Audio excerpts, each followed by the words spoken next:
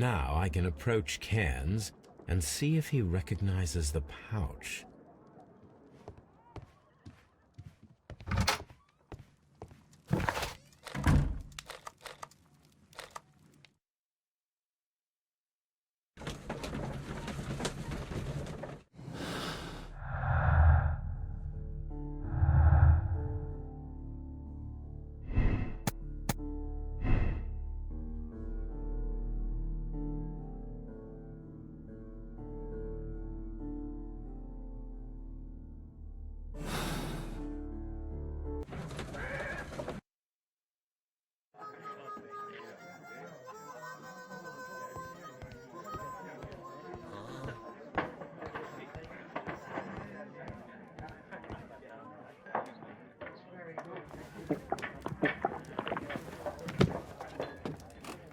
Hello there. Are you Cairns? What do you want? I've heard all about the gambling on arm wrestling here. You seem like the likely sort, and I'm up for it. I start at 10 shillings. Suits me.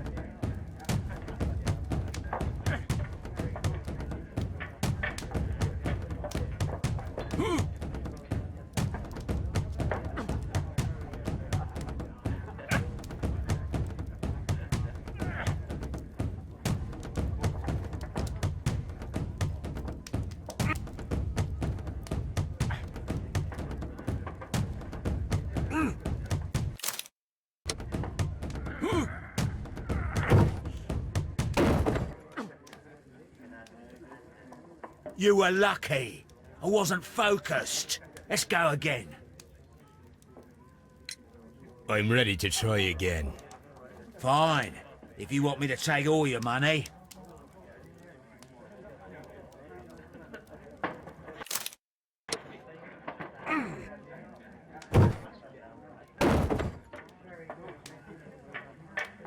Well, good for you, I reckon.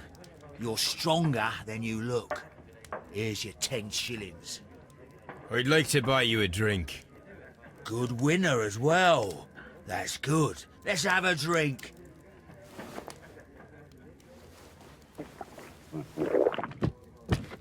You're a good type. Seems you've managed to settle down in life. You've got money, eh? Not all that much. Oh, well. At least you're not as poor as me. Why do you say poor? You're not working? I'm a harpooner. But you see, the whalers are rare. They don't pay much. So, as a result, find myself arm wrestling to pay for my drink. A harpooner? Interesting.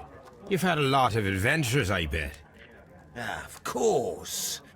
It's been a dozen years since I sailed. I've seen everything. With old Wallace, damn Black Peter, Great Roger, we sailed to the Cape of Good Hope.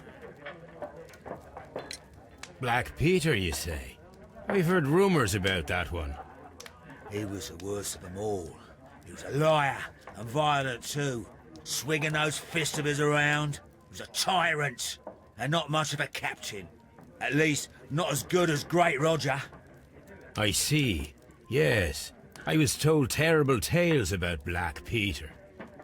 But you ain't heard the worst. Tell me, and let's have another drink. It was in 1883 that it happened.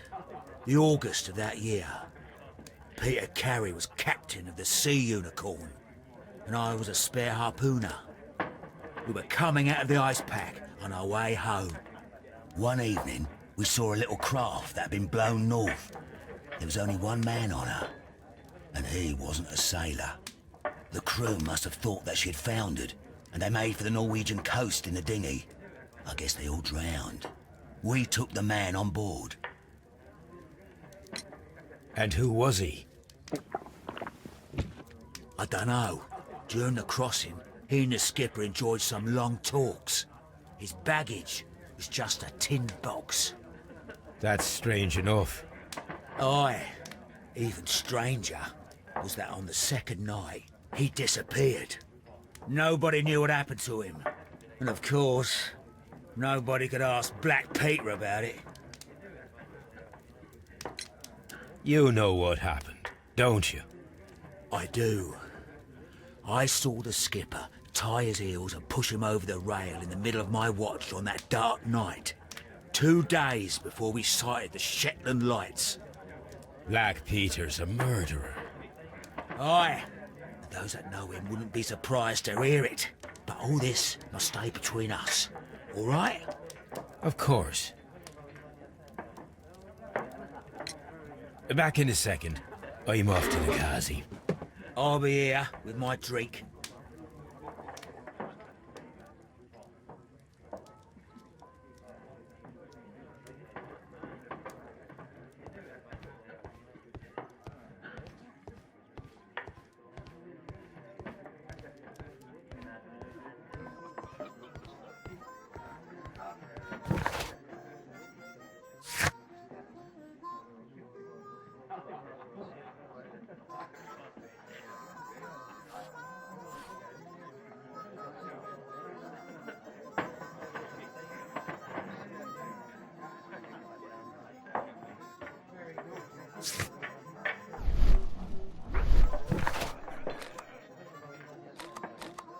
I cannot leave yet.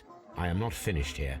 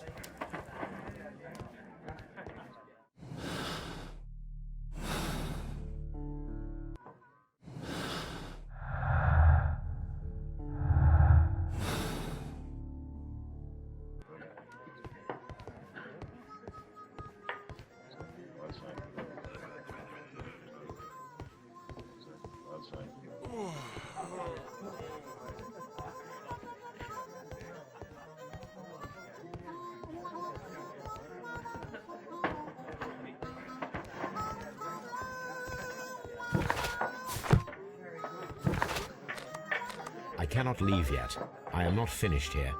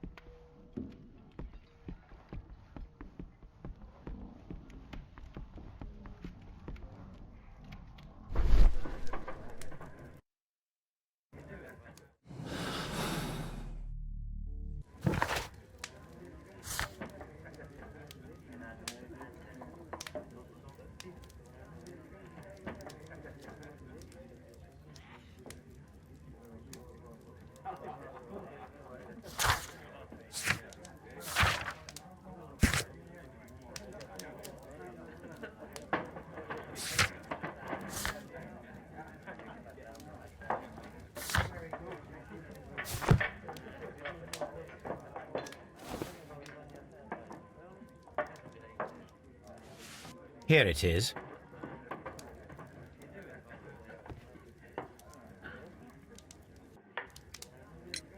Have you got any tobacco?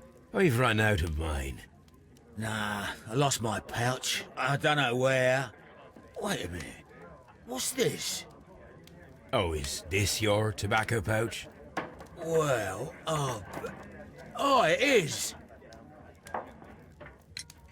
Well, I have to go now. I know a captain who's planning an expedition to Cape Cod. Captain Ahab's his name. He commanded the Pequod. He might need good harpooners. I'll tell him about you. Maybe. If you like, aye. I'm done here. It's time to leave.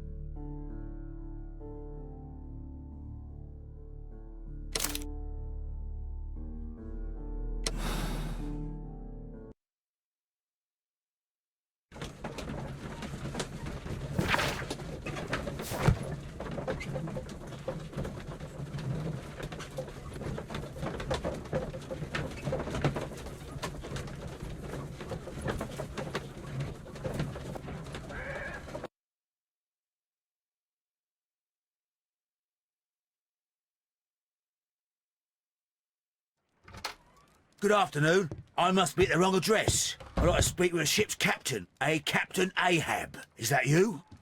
No, my name is Sherlock Holmes. That detective fella? So, you wanted to see me? That is correct. We need to talk. About what? About Black Peter, who was killed in his own hut with a harpoon. You know, don't you? Yes. How? The tobacco pouch. You recognized it.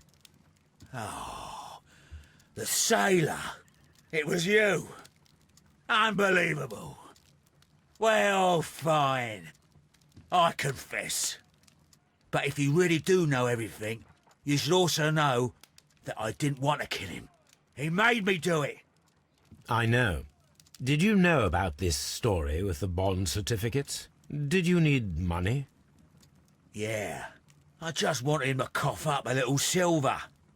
I'm out of work, and I thought maybe he could help me. Well, he refused outright, and he insulted me. I reminded him I knew all about that murder he committed at sea in 1883. Then he got mad when I spoke about his treasure. I barely just had time to throw the harpoon at him before he could jump at me with his knife. You know the truth. What will you do now? I ask that you return the bond certificates. Keep some of them. You will need them in your exile. It is better that you leave the country for a few years. And you won't say anything to the police? I will not say anything as long as you return the money. Well, I'll do as you ask. But what about Inspector Lestrade? I will deal with him. Goodbye.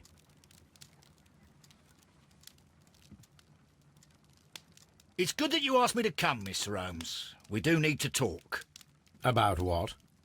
What do you mean? Our case, Mr. Holmes. You sent me a message via your little thug, His name is Wiggins, Inspector. telling me that the case is solved. Well, Mr. Holmes, tell me, who is our murderer and where is he? The morgue. Eh? His name is, or rather was, Pablo Coventral. He was also on the ship with Peter Carey, and he was a harpooner. I'll tell you everything, Inspector, but do calm down. Mrs. Hudson will bring us tea and orange cake. Orange cake? You're spoiling me, Mr. Holmes. That's my favourite. Ah, Mr. Holmes. Inspector Lestrade told me that I should thank you for clearing my name. He also said that you were waiting for me here. I came as fast as I could. I cannot thank you enough. It is all because of you that this nightmare is finally over. I believe that this belongs to you. My father's securities. Incredible! But how did you get them? It would take far too long to explain. Tell me. This is extraordinary. You are a genius. Then that may serve as an explanation. Goodbye, Mr. Nelligan, and good luck. Goodbye, Mr. Holmes. And thank you. 1,000 times thank you.